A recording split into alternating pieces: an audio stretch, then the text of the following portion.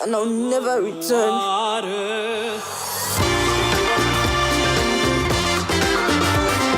Baby, finish work, so where they go out now? Sam, this is my beautiful friend, Joy. This might sound crazy, but I like you very much. You know we'll always be together. I just heard from God. He told me to get into ministry, just like my father. Praise the Lord. Today, we're going to be talking about money. I need money. I need a lot of money. You are under investigation. I cannot let that murderer get away with my sister's death. The pressure to just be that person that everyone wants you to be, that man of God, it was too much. There is no smoke without fire. Don't!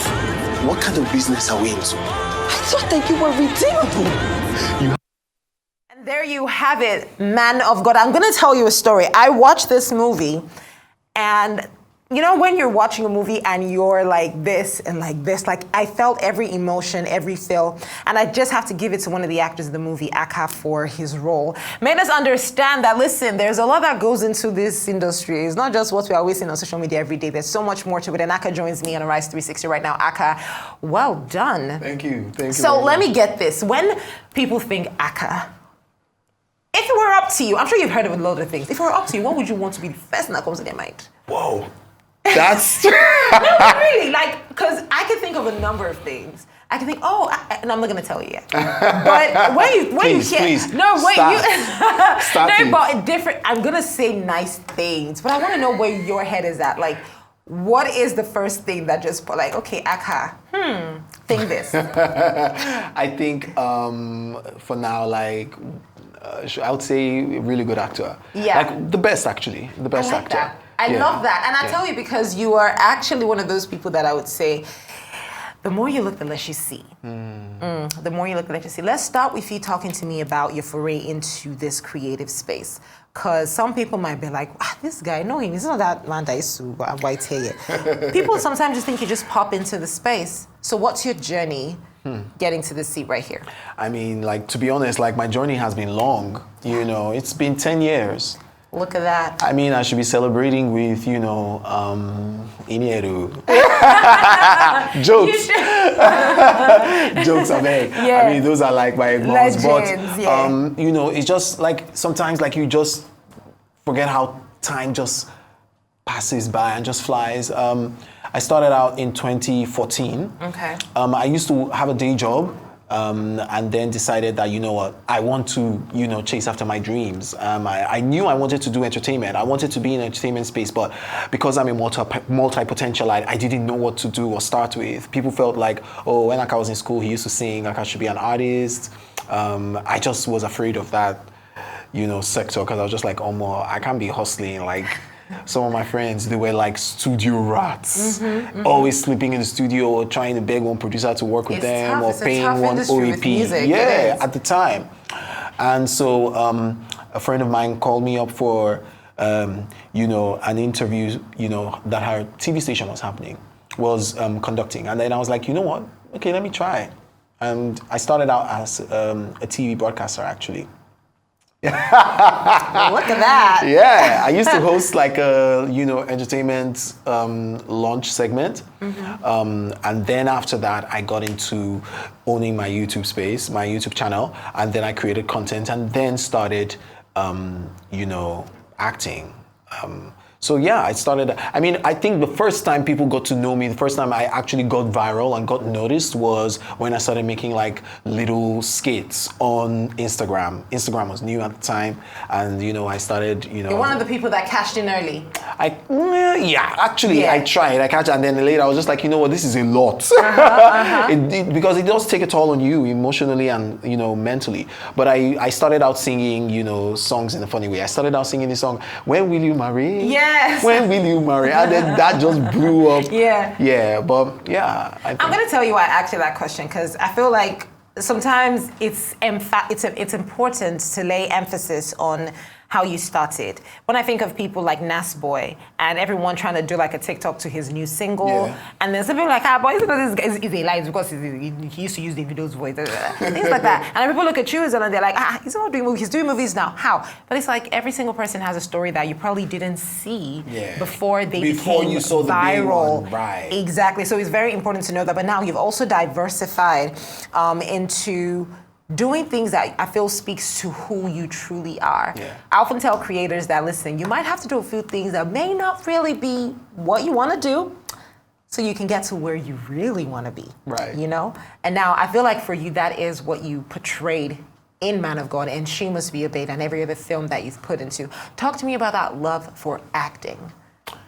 Right. So I didn't know that I could be like a really good actor. Look at that. Are you being humble right now? What is that? I beg. What do you mean? We can't hear anything loud.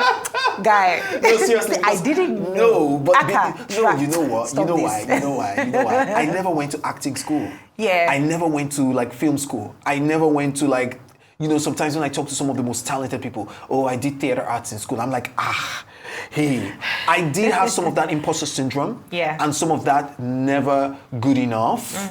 Because again, even in music, it started out from like when I used to sing in school and I came on, I didn't think I could do music because I just felt like, I'm not as good as R. Kelly because I was self-taught. And I would listen to R. Kelly and do everything he did, or listen to Fred Hammond and do everything he did. Okay, keep going. But I also felt like the reason why I decided to do TV or started with TV was because I grew up listening and watching Oprah Winfrey. We didn't have access to, the resources that this generation has, where they have, access to the world on social media. Yeah. We only had like a time slot when we were growing up on NTA, Channels TV, and AIT at that time, and just like, you watch it. What's Oprah Winfrey, and after that time is news and the parents and and Oprah inspired me a lot. And what she inspired me with was her ability to connect with people. Yes. And so I wanted to do that, and I felt like if she could do it, I can do it. And so that's why I started TV. Now with acting, the only reason why I thought I would just dabble in and try is because Oprah Winfrey acted. Yeah. She did Color Purple. She did The Color Purple.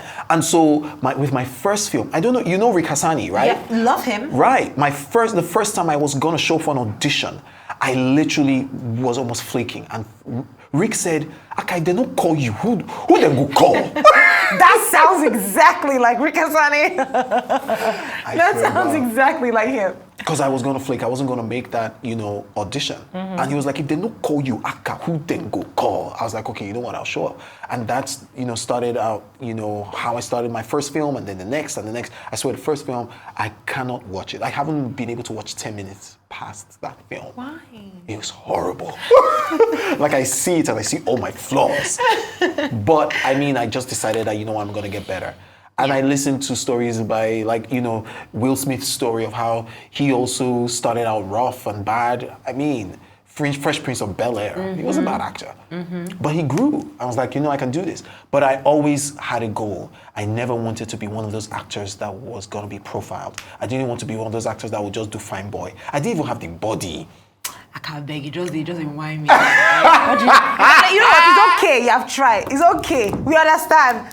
It's okay. Let's talk about She Must Be Obeyed. This guy. No, but I'm going to tell you this, right? I think it's important to also, because again, there's a lot of appreciation in everything you've said, and I think that gratitude is so important because it shows that you clearly do not take what you have right now for granted. You really, really don't. And when I saw, just looking at your role in She Must Be Obeyed, a lot of people think it is easy to play feminine. Right.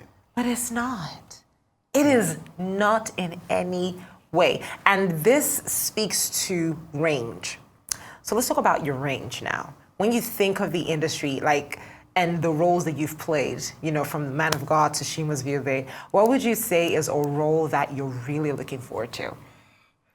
To be honest, I'm really, really looking forward to a monster character. Like a bad person. Like Voldemort in Harry Potter. Yeah, that's what I want. If I'm gonna use that, I'll say that was in Shantytown. Chidimokeme's character. Chidimokeme. You want to be that kind of guy? I want to be darker. I want to be evil. I want to show people how to do evil. Are you people seeing this? This is not normal. Akah, why do you want to show people how to do evil? Is there a problem? No, in film. I mean, in film, you know. The way you just said, I want to show people how to do evil. Why? That's what I'm going to say. Why do you want to do that? No, because for me, it's also like a challenge. So for me, so if you see, like with my trajectory, like, you know, I started out, okay, young boy, you know, young Nigerian boy, and then I did, you know, a bus conductor, then I did Fela, did a pastor. I mean, thankfully for films like, you know, The Man of God, it showed different arcs. You know, Fela, pastor, and then, you know, this guy who, you know, was struggling with his, you know, life's choices. And then I've done She Must Be Obeyed. I've done so many. So I feel like I need to do something that will excite me. I've been a hero. I've been a renegade leader, you know, and I'm just like, I want to be a villain. I want to be a really dark villain. I can say that, and you're right, though. I feel like you could definitely dabble into that. Yeah. You know, I'm really hoping that we have a couple of like story writers, which I know watch the show a lot, and they're thinking of like a character right now to put you on. But before I let you go, Akah, I feel like when we're running all of this up, you're in it now. And again, like I said, it was important to talk about where you started. So a lot of people watching this interview can appreciate where you are now. But there's one thing that I feel you've also been able to balance exceedingly well. And I appreciate that, because it's even for women as well, it's a struggle. It doesn't have to be with a wife or anybody else. It could be with your siblings. It could be with your mom, your dad. Balancing this our industry. I didn't say the industry. I said this our industry and a family life. I didn't say the old like it's okay. The other people are doing that. This particular one. How do you do it? How do you used to do it? You know, like for me, like again, it's just always remembering what's important. I always keep that at the forefront of my mind. Why am I doing what I'm doing? Who am I doing it for? I think again, like, I think I went through a process of stopping to look for validation from outside, from without, and then seeking for it from within. So I validate myself now. It comes from inside. And then the most important people in my life. I think that, you know, I've seen, I love women. I am surrounded by amazing women. My mother, my sisters, my aunties, and so they matter to me. So my wife matters to me. And I think I've seen them and their life's journeys and choices and struggles. And I'm just like, I wouldn't make another woman suffer, you know? So that's why I think also a huge part of it is also my spirituality, my core. You know, God is at the center of everything that I do. And marriage and family is very important to God. And so it has to be important to me. So that's why I strive to keep that balance. You know, I really care about like the people that, you know, and I'm huge on loyalty. So I really care about like the people that matter to me, and it keeps me sane. It really does keep me sane. You are lucky. And they have left the streets. You are very lucky, my guy. You're right. That sanity is important. It's very important. You know. It's very important. Yeah, and so even when I segued into producing, so I have a short film, you know, that I got a grant from British Council. You did! I remember! You did! Stephanie Kirk also got that as well, yeah? Exactly. I remember seeing that person, I was like, oh my goodness. Yeah. And I'm just like, well, I didn't actually know you guys could. Can you talk about the project now? Okay, yeah, definitely. I can talk about it. So we did a private view and I'm excited about it. Oh, it's out already? Yeah, but not like publicly, just did a private viewing. What's it about? For stakeholders. Basically, so again, I said women are important to me. Yeah. So I talked about rape culture. And I thought it was time for us to stop talking about rape, because somehow talking about rape and the victim and the perpetrator points the finger to someone else. But when we talk about rape culture, it brings it back to us. There's something we're doing. We as a people, as a community, as a nation that allows for 33,000 reported cases of rape to happen in a country, and we have less than 50 convicted cases in the history of this country.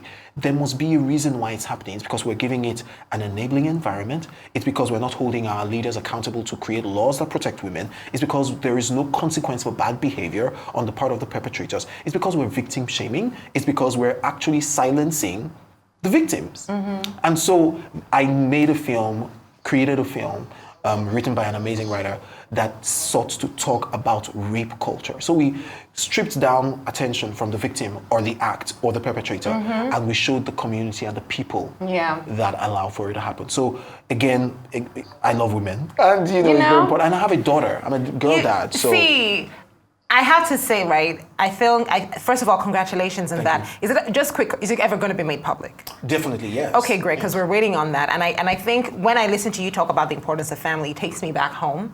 Because of course I have like 3 sisters, my mom, and these are like I always say they're like my biggest support system. So I can relate to that love and that importance of looking back on family. And I'm really looking forward to seeing your project. You are just a shining light, Akah. Thank you. So thank you for spreading your light with us on Arise 360. Thank you for having me. And that's Arise 360. Thank you so much for being a part of the show. My name is Kachi Ofia. We do this every single weekday at 5 p.m. It is our deep dive into the world of pop culture. Goodbye.